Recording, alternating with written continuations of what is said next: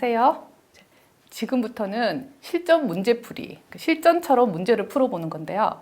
그러니까 지금까지 공부할 때는 기본적인 강의를 공부를 했고, 또 기출문제풀이에서는 기출문제로 어떤 게 나왔었는지, 그리고 연관되는 문제는 어떤 게 있는지 같이 살펴봤었는데, 이제는 어떤 주제를 문제처럼 만들어서 같이 풀어보는 시간을 가질 겁니다. 제가 10문제씩 그리고 기출문제 형식처럼 이렇게 파트를 이렇게 나올 수 있는 상해 6개 내지 7개, 질병 7개, 4개 내지 3개 이렇게 해서 문제를 구성하고 여기 1-1 있죠? 그러면 첫 번째 강의의 첫 번째 문제 그런 식으로 생각하시면 되고 주제는 위에 적혀 있고요. 여기 작은 박스는 문제 그리고 밑에는 문제풀이 그렇게 해서 볼 건데 일단 강의 들으시는 분들은 여기서 멈추시고 문제를 먼저 보세요. 예를 들어서 이렇게 해부학적인 자세 2점, 해부학적인 면 3점 설명하고 위치 5가지를 열거하고 간단히 설명하시오 5점 이렇게 하면 10점이죠. 의학기로는 10점짜리 문제가 계속 나오고 있기 때문에 일단 문제를 멈춰서 문제를 한번 머릿속으로 생각해서 풀어보시고 그러고 나서 강의를 듣고 그렇게 하시는 게 좋을 것 같아요. 첫 번째 문제 보겠습니다. 해부학적인 자세와 해부학적인 면을 설명하고 위치 5가지를 열거하고 간단히 설명하시오 라는 문제인데요. 해부학적인 자세라는 것은 anatomical position이라고 영어로 부르고요. 일단 모든 위치와 방향의 기준이 되고 있습니다. 양발은 일직선이 되게 모은 상태 여기에서 양발 일직선이 어떤 키포인트가 키워드가 되겠죠. 양발은 일직선 그리고 똑바로 서서 눈은 수평선 눈도 똑바로 앞을 본다는 거죠.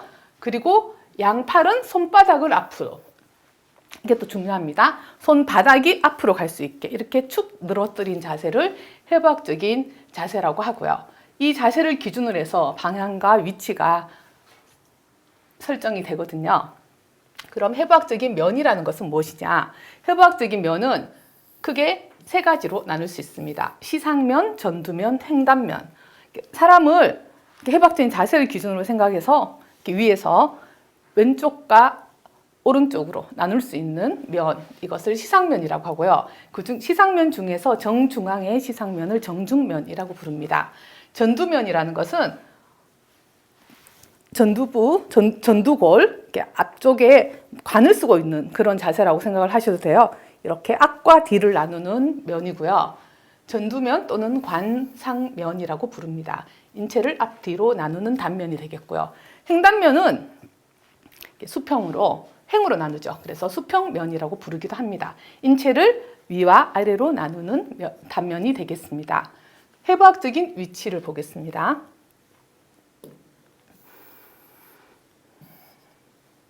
해부학적인 자세를 머릿속에 딱 그려준 상태에서 해부학적인 자세의 앞쪽은 전, 뒤쪽은 후.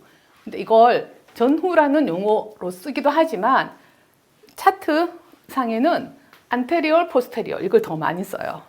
그래서 차트를 보실 때는 A, B 예를 들어서 chest PA라고 부르면 흉부 촬영을 하는데 뒤에서 앞으로 우리 건강검진을 받든지 흉부 촬영은 누구나 해보셨을 텐데요. X선 그 박스가 있잖아요. 박스를 이렇게 손으로 잡고 서서 숨을 확 들이쉰 다음에 멈추고 그리고 X 착 촬영을 하죠. 그럼 이 뒤쪽에서 X선이 나와서 앞으로 가서 필름에 사진이 찍히게 되는 거거든요. 그래서 뒤에서 앞으로 posterior, anterior 해서 chest P 이렇게 부르는 거예요. 이 전후 해부학적인 위치의 하나가 되겠고요. 머리 쪽과 발 쪽. 머리 쪽을 상, 아래쪽을 하라고 하는데 superior, inferior라는 용어를 씁니다. 그리고 좌우. 제가 기본 강의에서도 몇 차례 얘기를 했었는데요. 엑스레이를 본다거나 아니면 차트에 있는 그림을 볼 때는 사람 그림이 이렇게 있으면 이쪽이 좌, 이쪽이 우가 되는 거예요. 의사가 환자를 직접 보고 있을 때의 위치와 같다. 그렇게 생각하시면 되겠고요. 내측, 외측이 있습니다. 인체의 정중면을 기준으로 해서 몸의 중심에 가까운 안쪽을 내측, 바깥쪽을 외측이라고 부릅니다. 전완부를 생각해 보시면은 손바닥이 앞으로 향하잖아요. 그래서 내측이 척골, 외측이 요골이 됩니다. 하트에서는 경골이 내측, 비골이 외측에 위치하죠. 근위와 원이라는 게 있는데 이 개념이 약간 헷갈릴 수가 있어요. 위에 거는 사실 그렇게 헷갈리지 않는데 몸의 체간, 여기를 중심으로 해서 체간에 가까운 쪽을 근위, 먼 쪽을 원이라고 부릅니다. 장측, 저측, 손바닥, 발의 바닥 쪽을 손바닥은 장측, 발바닥은 저측이라고 부르고요. 손과 발의 등 쪽은 배측이라고 부릅니다. 그리고 체표면, 피부 쪽에서 더 깊은 곳은 심층, 가까운 곳은 천층이라고 부릅니다. 그림으로도 한번 준비해 봤는데 해부학적인 자세에서 중요한 것은 손바닥이 앞으로 향한다. 다리 일직선, 눈도 수평선을 본다. 그리고 시상면, 전두면, 횡단면 또는 수평면이라는 세 가지 면.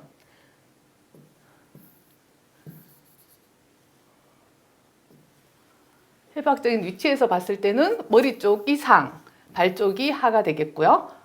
앞쪽이 전, 뒤쪽이 후가 되겠고 환자를 마주보고 있는 자세라고 생각을 했을 때 이쪽이 자, 여기가 우측이 됩니다. 그리고 체간에 가까운 쪽을 근위, 체간에서 더 먼 쪽을 원위라고 부르고 몸의 정중면에서 가까운 쪽을 내측, 바깥쪽을 외측이라고 부른다. 네, 이렇게 머리에 꼭 기억해 주세요. 이건 기본이 되고요. 이런 것이 문제로 나올 수도 있는지 생각을 해보면 우리가 서술을 할 수 있어야 되거든요. 알고 있는 것, 그리고 글로 표현할 수 있는 것, 두 가지가 다 합쳐져야 되기 때문에 기본적으로 아시고 그리고 아까 정리한 것처럼 정리해서 글로 쓰실 수 있어야 되겠고요. 두 번째 문제는 CT와 MRI 보겠습니다. 교통사고 후 의식 소실이 있는 환자에게 내 CT와 MRI 중 더 우선적으로 선택할 검사를 적고 두 검사를 비교하여 설명하시오라는 문제입니다. 일단 우선적으로 선택할 검사는 뇌 CT가 되겠습니다.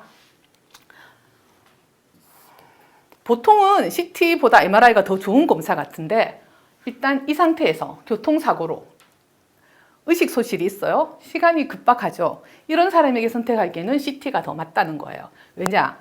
MRI 검사가 어려운 환자에게도 CT는 검사할 수가 있고요. MRI에 비해서 일단 저렴합니다. 검사 시간도 5분에서 10분 정도로 최초의 CT는 좀 오래 걸렸는데 최근에는 정말 짧아졌거든요. 그래서 5에서 10분 정도로 검사 시간도 짧고요. 그래서 빠른 진단이 필요한 두부 손상 환자에게는 우선적으로 선택되는 검사다라고 일단 우선적으로 선택할 검사에 대해서 설명을 하고요. 그리고 두 검사를 비교해서 설명하라는 데서 다시 같이 알아보겠습니다. CT와 MRI 비교는 일단 검사 방법이 다릅니다. CT는 환자를 X선, 방사선에 노출을 시키고요.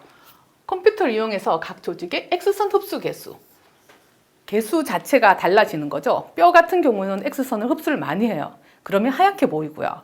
공기는 흡수를 안 하니까 그냥 까맣게 보이고 근육이나 지방 조직 같은 경우에는 흡수를 조금 하니까 회색처럼 보이고 이런 것들이 일반 엑스레이인데 그 엑스레이에 있는 흡수 개수를 조금 더 세분화시킨 것이 CT라고 생각하시면 돼요.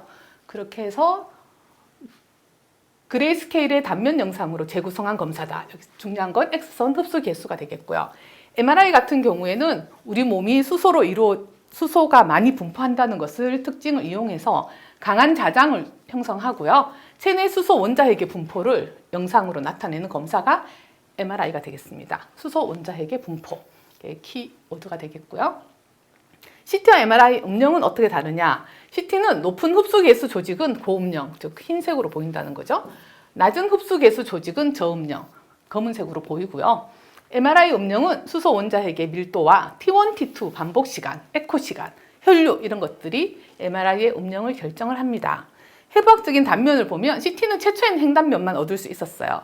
근데 지금은 이제 환자 포지션을 바꾸면서 시상면도 얻을 수 있고 또 3차원 영상으로 이렇게 3D CT라는 게 생겨서 3차원 영상으로 이렇게 의사들이 새로 이렇게 작업을 하거나 아니면 이렇게 어떤 숫자를 넣어서 이렇게 만들긴 하는데 3차원 영상도 얻을 수 있는 것이 최근의 CT입니다. MRI 같은 경우에는 환자 자세 변화 없이도 다양한 영상면을 얻을 수가 있습니다. 영상 자체의 특징을 보시면 CT는 미세골절, 석회화된 병변, 뇌출혈, 특히 뇌출혈 같은 것들이 MRI보다 더 빨리 확인할 수가 있다는 거고요. MRI는 연부 조직을 보는데 좋습니다. 또 해부학적으로 복잡한 조직, 구조 관찰에 용이하고요. 비출혈성 병변, 예를 들면 뇌경색 같은 경우에는 MRI가 더 유용합니다. CT와 MRI의 장단점을 한번 비교를 해보시면요. CT는 MRI 검사가 어려운 환자에게 이용 가능해요. 그리고 저렴하다, 검사 시간이 짧다. 단점으로 보면은 단시간에 많은 방사선에 노출이 되고요. 조영제를 이용해서 검사를 해야 되는 CT가 있거든요. 복부 CT, 흉부 CT 이런 경우에는 조영제 과민 반응이라든지 조영제가 분해되면서 신장에 부담을 줄 수 있는 이런 위험들이 있습니다. 반면 MRI는 방사선에 노출될 위험은 없어요. 혈관의 상태를 촬영할 수 있다. 이런 것들이 장점이 되겠고요. 대신에 MRI는 강한 자장을 주기 때문에 자석에 영향을 받는 신경 자극기라든지 뇌 동맥류 클립, 생명유지 장치 이런 것들을 부착하고 있는 환자는 검사 자체를 못합니다. 그리고 공기나 인체 내 이물질이 있다 이러면 영상이 떨어지게 되고요. CT에 비해서 비싸고 촬영 시간이 길다라는 단점이 있습니다. 이런 CT의 단점 중에서 방사선 노출을 줄이기 위해서 근데 검사는 자주 해봐야 되는 사람들이 있어요. 암이 의심되는 환자라든지 아니면 폐암이 의심되는 환자들이 풍부 CT를 계속 찍어봐야 되는데 그런 경우에 6개월에 한 번 또는 1년에 한 번씩 계속 CT를 찍으면 아무래도 방사선 노출이 많아지잖아요. 그런 환자들 아니면 요즘은 치과에서도 이렇게 CT를 찍는 경우가 있거든요. 그런 경우에 방사선 양을 낮추어서 검사하는 방법이 있습니다. 저선양, 방사선 양을 낮춘 거죠. 저선양 CT를 활용하고 있습니다.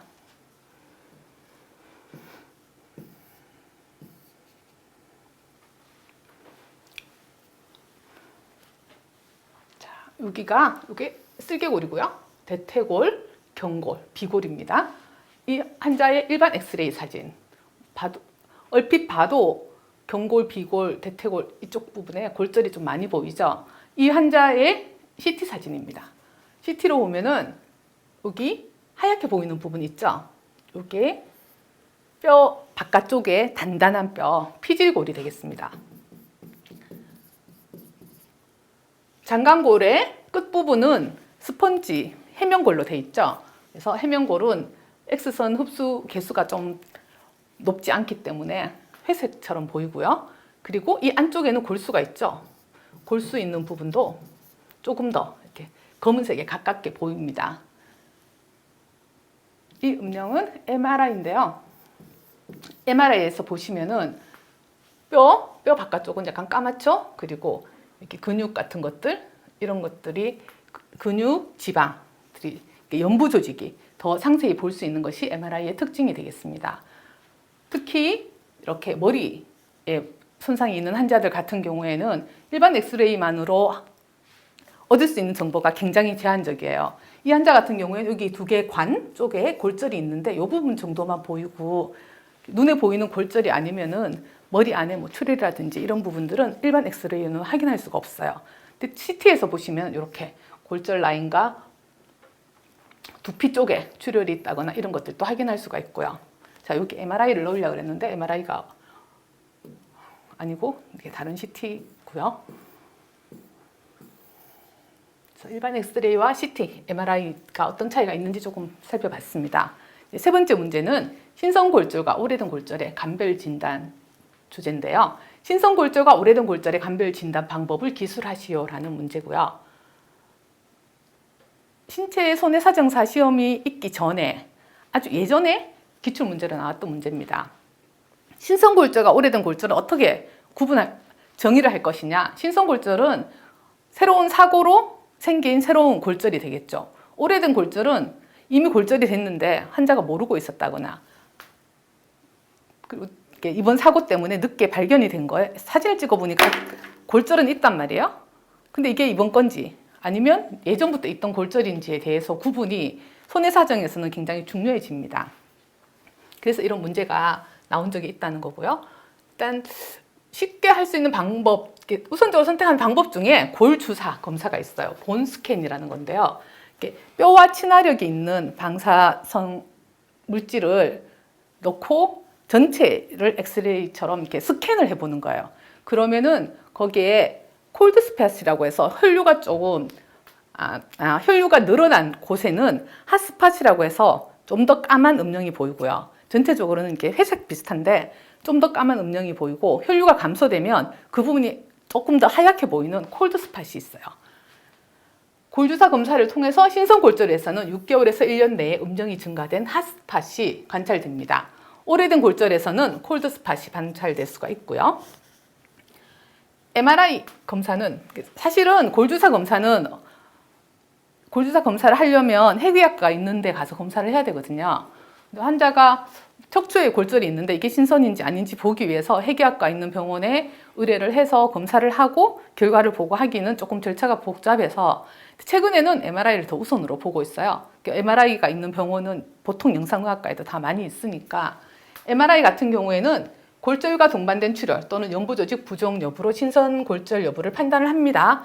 일단 신선골절이면 T1 강조 영상에서 저음영, 음영이 좀 더 검은 게 저음영이죠. T2 강조 영상에서는 고음영의 해상을 볼 수가 있어요. 그래서 MRI를 통해서 하는 게 최근에는 조금 더 일반적이다. 일반 엑스레이를 통해서도 확인할 수가 있는데요. 신선골절인 경우에는 골절선이 날카롭고, 오래된 골절은 골절선이 부드럽고, 또는 골절이 이렇게 있는데 그 사이에 다리처럼 가짜 골절, 가골이 형성돼 있는 것을 볼 수가 있습니다. 골다공증성 척추 압박골절이 있다. 그런 사람은 신선골절에서는 시간이 진행되면서 점점 압박이 더 증가하는 것을 확인할 수가 있어요. 그런 것들을 통해서 신선골절과 오래된 골절을 구분할 수가 있습니다. 이 사진은 골주사 검사 사진인데요. 이렇게 반감기가 짧은 동위 원소를 이용합니다. 뼈와 친화성 있는 물질을 결합해서 혈관에 주사를 하고 이렇게 감마 스캔으로 스캔을 해봐요. 그러면 이렇게 여기 진한 부분 보이죠? 이런 부분들을 핫 업테이크라고 합니다. 또는 핫스팟이라고 부르고요. 여기도 보면 이런 부분이 있죠? 이게 골절인 경우에도 올라갈 수가 있고요. 혈류가 증가하는 관절염 같은 경우에도 올라가긴 합니다.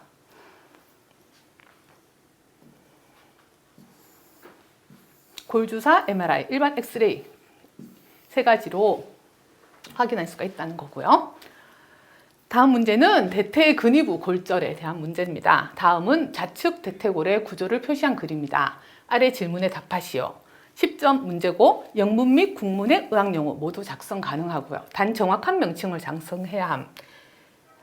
영어를 정확히 알면, 스펠링이 틀리지 않고 정확히 적을 자신이 있으면 영문으로 작성을 하셔도 돼요. 근데 스펠링이 약간 헷갈리잖아요. A인데 E로 적는다거나 이러면 또 감점의 요소가 되기 때문에 되도록이면 본인이 정확히 알고 있는 의학 용어를 이용하시는 게 좋겠고요. 2020년, 21년에 의학기록 문제에서 인체 구조 문제들이 조금 나오기 시작했어요. 그래서 뼈 이름은 정확히 알고 계시는 것이 좋겠고요. 이걸 보고 나는 어디 정확히 알 수 있다. 그러면은 굉장히 공부가 잘 돼 있다는 게 될 수도 있고요. 1, 2, 3, 4번 각 숫자에 해당하는 대퇴골 부위의 이름을 작성하시오. 각 1점. 1번 같은 경우는 이건 그냥 대퇴골이에요. 대퇴골 중에서 어느 부위냐를 정확히 알아야 되는데, 1번 같은 경우에는 대퇴골의 헤드, 머리입니다. 그래서 골두, 머리 두자를 쓰는 거죠. 골두라고 부르고요. 4번, 여기 머리가 있고, 사람 몸하고 똑같이 머리가 있고 쏙 들어가 있는 목이 있어요. 목경자를 써서 4번은 경부가 되겠죠. 대퇴경부라고 부르고요.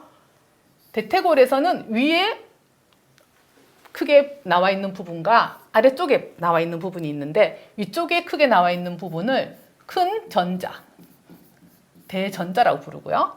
아래쪽에 튀어나와 있는 부분을 작은 전자 해서 소전자라고 부릅니다. 전자 아래쪽 부분을 전자하부, 전자와 전자 사이에 골절이 많거든요. 이 경우를 전자 사이라고 해서 전자간골절 이렇게 불러요. 뼈의 줄기가 되는 부분은 간부죠. 대퇴골의 줄기니까 대퇴간부 이렇게 부르는 것이 정확한 명칭이 되겠습니다. 아래쪽에 튀어나와 있는 것을 가부라고 하는데요. 과부,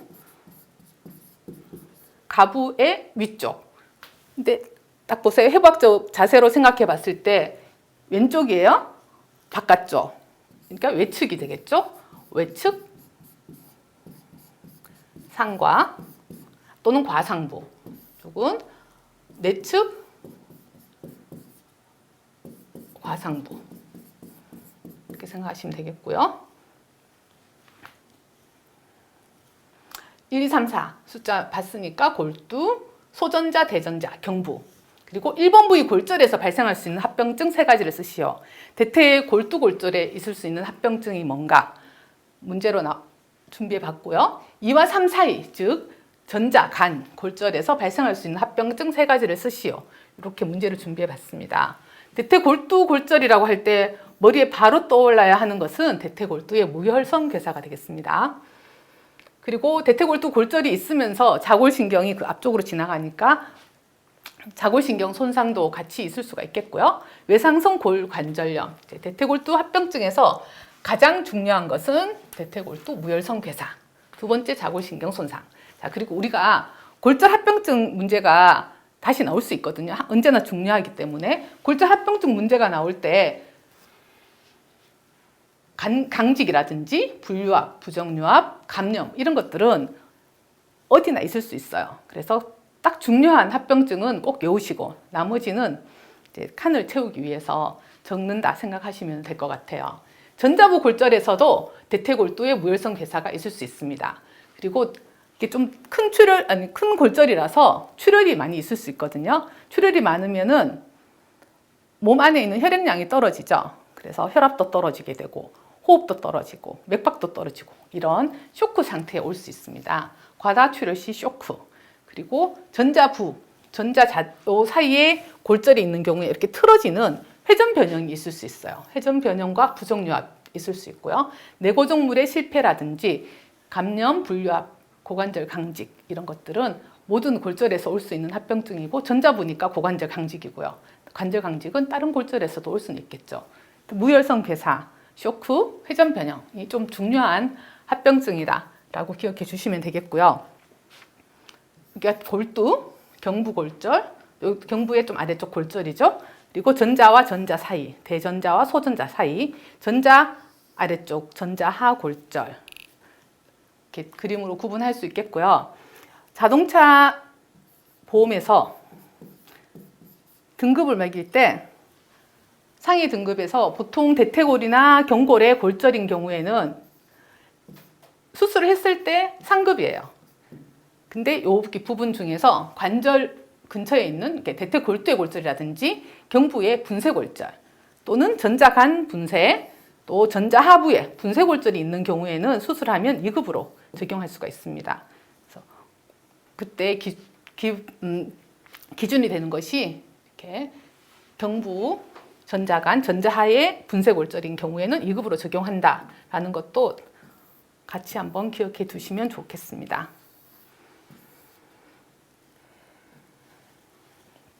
다음은 경막상 혈종입니다. 교통사고로 두개강 내에 출혈이 발생한 환자가 수상 초기에 의식을 잃었다가 잠시 다시 의식이 돌아왔으나 다시 의식을 소실하였고 뇌 CT상 볼록 렌즈 모양의 고음령 병소가 확인되었다. 1번 의심되는 진단은, 2번 위 진단의 증상은, 3번 치료 방법은 이렇게 3가지로 문제를 준비해 봤는데요. 일단 의식을 처음에 소식을 했어요. 자, 두개강내라는 것은 두개골 있고 그 안쪽이라는 거예요. 이 바깥쪽은 두피 쪽인데 두피 쪽 말고 뇌가 있는 이 안쪽에 출혈이 있다는 거고요. 의식을 잃었는데 다시 돌아왔다가 다시 의식을 소실했어요. 이것을 잠시 돌아오는 이 시기를 의식 명료기라고 부릅니다. 경막상 혈종의 특징적인 증상이 되겠고요. 경막상 혈종에서는 볼록 렌즈 모양의 고음령, 하얗게 보이는 거죠. 고음령 병소라는 것은 급성 출혈이에요.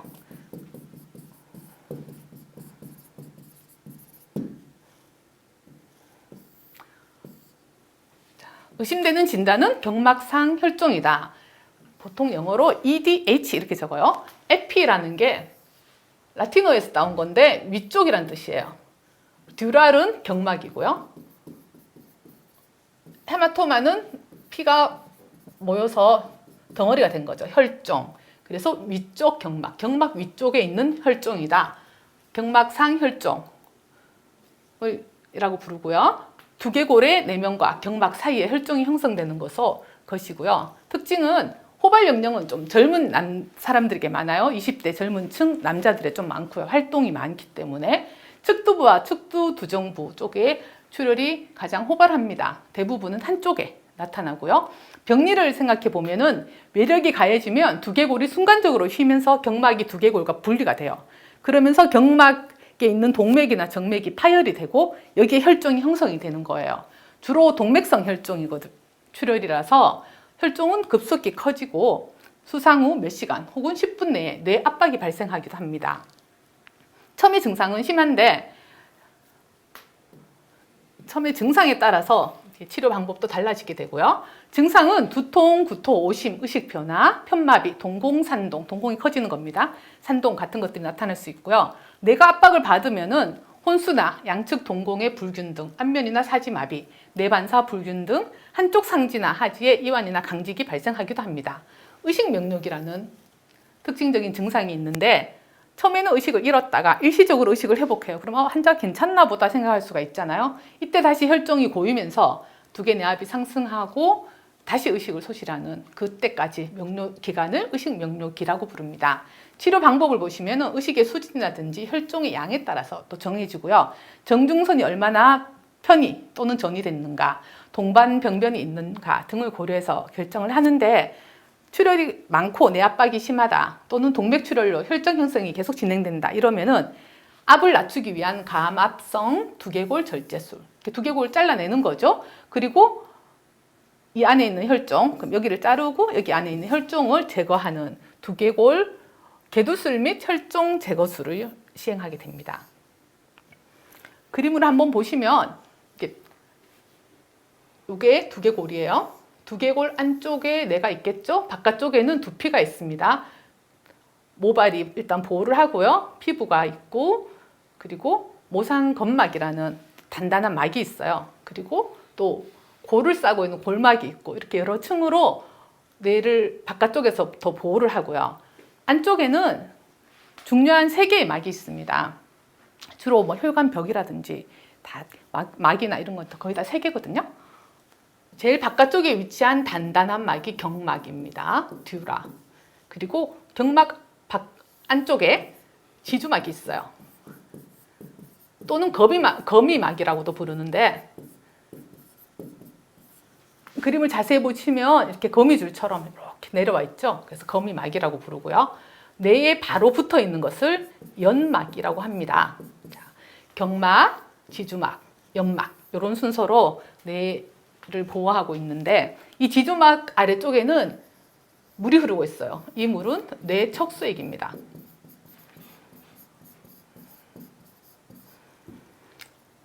두개골하고 경막 사이에 혈관들이 있다 그랬죠. 특히 동맥들이 많아가지고 여기서 출혈이 생기면 동맥 출혈이 많은 거예요.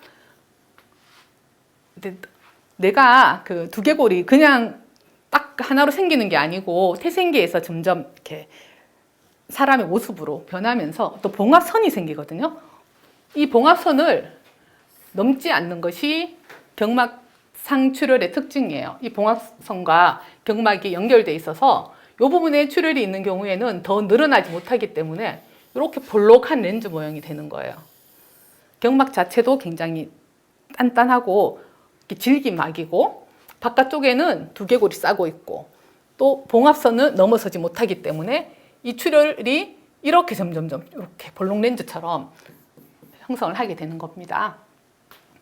반면에 경막 아래쪽의 출혈, 경막 하출혈인 경우에는 봉합선을 지날 수도 있고요. 그리고 옆으로 이렇게 아래쪽에 뇌가 두부처럼 말랑말랑하니까 이렇게 초승달 모양처럼 혈종을 형성하는 것이 경막상 출혈과의 차이가 되겠습니다. 지주막 아래쪽에 출혈이 있다. 그런 경우는 생각해 보시면 여긴 내척수액이 흐르고 있단 말이에요. 그럼 피가 흘렀는데 몸 안에서도 피가 흐르면 그 피가 단단하게 굳어요. 그게 혈종인데 지주막 아래쪽에는 출혈이 생기면 내척수액이 있으니까 이렇게 전체적으로 출혈이 이렇게 흐르게 되겠죠. 이렇게 응고되기보다는 또 볼록 렌즈 모양. 볼록 렌즈 모양이면서 의식 명료기가 있다. 그러면 경막상 출혈이구나 라고 생각을 하시고 이런 경우에는 두개골을 절제하는 경우가 더 많습니다. 예후는 이렇게 이 부분이 중심선이거든요. 정중선.